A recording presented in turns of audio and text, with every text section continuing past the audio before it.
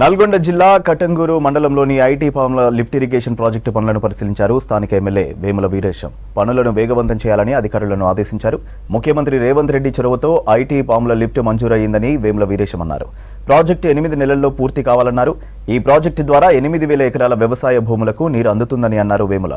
త్వరలో ఉత్తమ్ కుమార్ రెడ్డి ప్రాజెక్టును visit చేస్తారన్నారు MLA.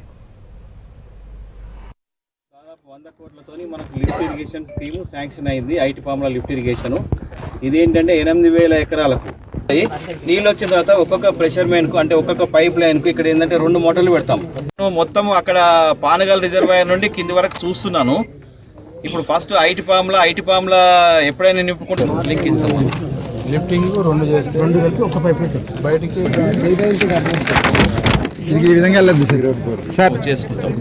ఇట్లా ఇది 600 చిల్లర, ఇది 600 చిల్లర 2 మోటార్లు తీసుకొచ్చేసి వీడ పెద్ద పైపు కలుపుతారు. 2 ఇది కలిపితే ఇది వస్తుంది. ఈ వచ్చేది మళ్ళీ ఆడ చెప్తారు సార్.